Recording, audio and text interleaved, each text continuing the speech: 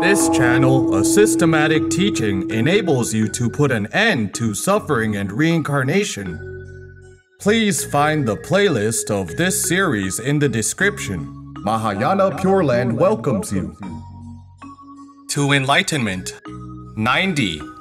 Amitabha's 48 Great Vows. The 41st vow, the trees will manifest all Buddha lands. The scripture also states, those who wish to see the adornment of other Buddha's pure lands can see images among the trees, as clear as one's face is seen in a bright mirror. If such vows are not realized, I will not procure Anuttara Samyak Sambodhi. This is speaking of the inhabitants in Sukhavati. If they want to see other Buddha lands in 10 directions, where can they see them? They can see those lands in the jeweled trees. Those who have just arrived in Sukhavati will surely get homesick. For instance, people from our Saha world have been reincarnated for immeasurable kalpas. Now they have finally transcended, they will think, how's the Saha world now? The family members in my past lives, in which paths are they now?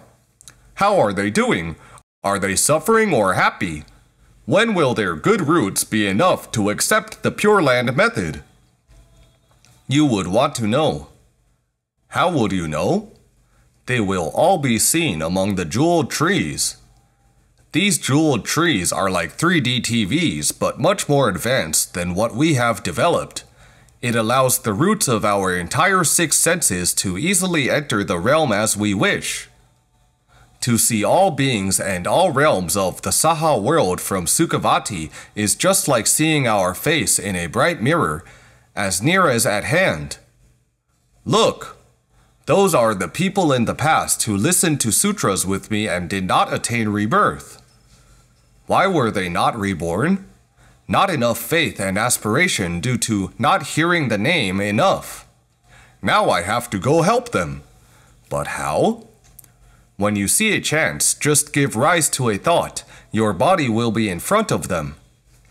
You can manifest to them either in their meditation or dreams, or you can bless and empower them secretly to let them become awakened, be able to let go, and further bring forth faith and aspiration for Sukhavati. Even if you want to manifest an image of Amitabha to them, you can do so as well. Because you and Amitabha are one unity, your body, heart, and material environment are all given by Amitabha. You have entirely become Amitabha, you can of course come to help them. Changing the form and path. Some fellow practitioners who have a deep attachment toward their family have difficulty letting go. If you savor these texts delicately, you will be able to let go. Think about it. When you arrive in Sukhavati, you do not separate from them and you have the ability to help them. What will happen otherwise? You will be reincarnated. By then, you are not able to recognize them due to both your and their form and appearance having changed. You cannot even protect yourself, let alone help them. The Infinite Life Sutra describes this condition as changing the form and path.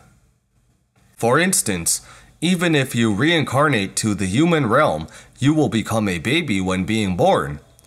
You might be his mother, but now you become his daughter. You have changed form. The relationship in the past has disappeared, and you will not necessarily transmigrate into the same family. You may transmigrate to a family of a different country. Of course, you would not recognize them when meeting them again. Even more dreadful is to change paths. They are in the human realm, what about you?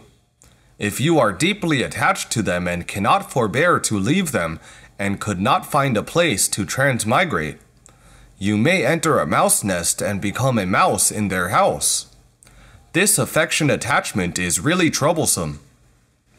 There is a story speaking of a couple loving each other dearly. They both learned Buddhism quite well. When the husband reached the end of his life, the wife was extremely sad. Due to her deep love, the wife could not help herself but miss him constantly. Her husband was supposed to be born into Triastrimsa heaven. When he saw his wife crying so sadly at that moment, his affectionate love quickly arose and he could not bear to leave. Consequently, he reincarnated as a small bug in his wife's nostril.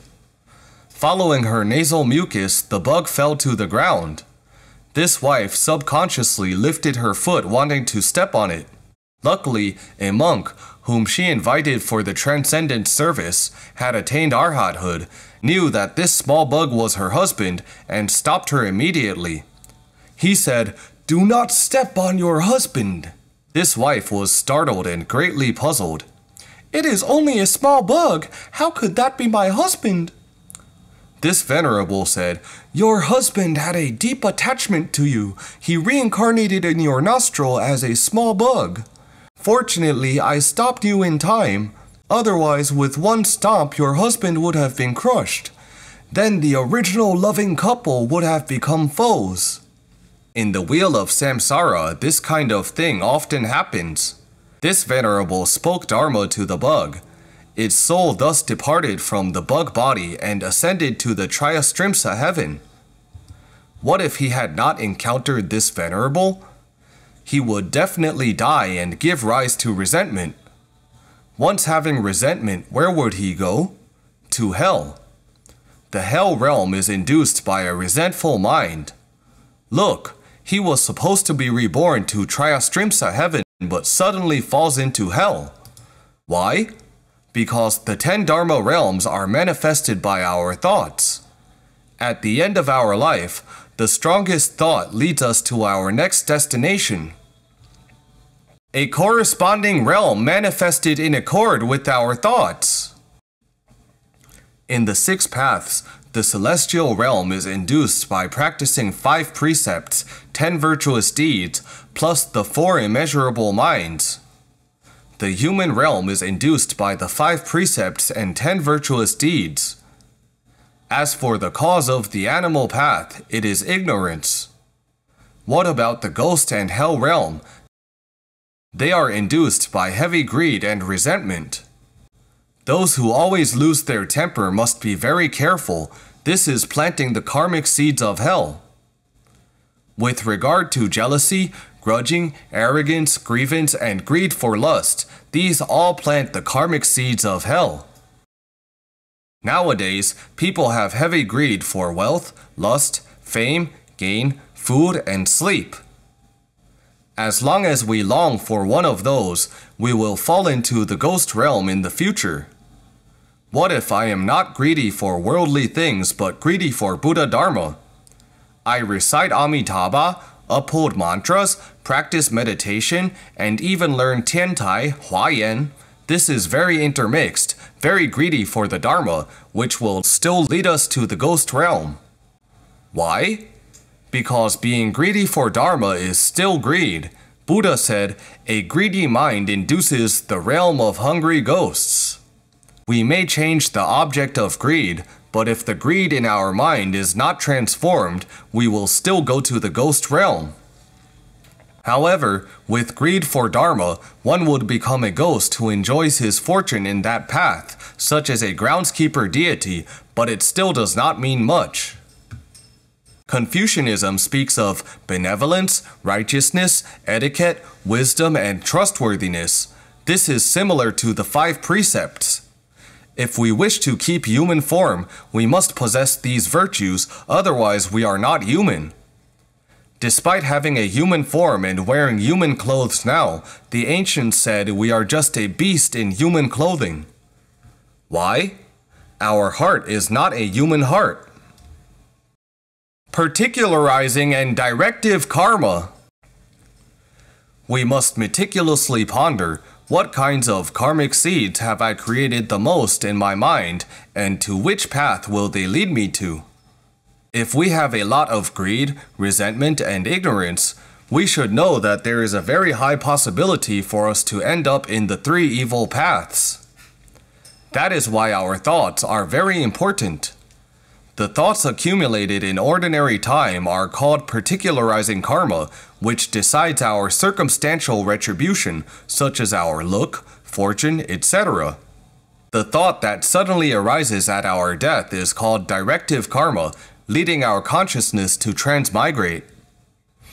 The thought arising at the time of our death is usually the strongest thought that we had accumulated, but occasionally it may change. As in the example we just mentioned, the laity who was supposed to ascend to heaven, seeing his wife crying, gave rise to a thought of rapacious love and became deluded. A topsy-turvy thought at the time of death led him to fall into the three evil paths. This is directive karma.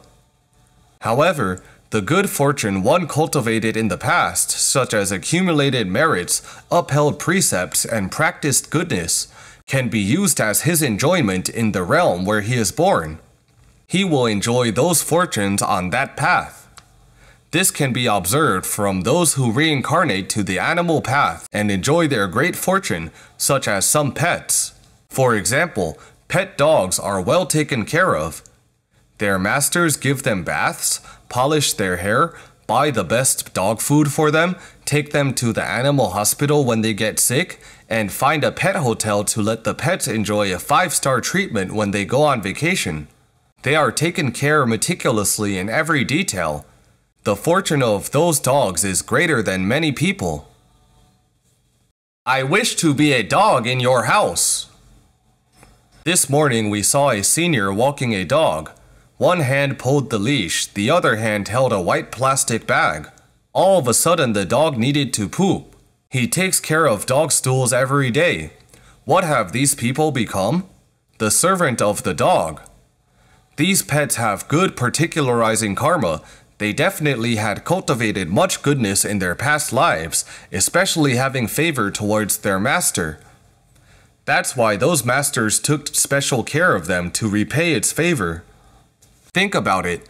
To enjoy fortune like this, it is a bit of a pity. One cultivated so much goodness but became a pet dog to enjoy the fortune in the end. It really makes no sense.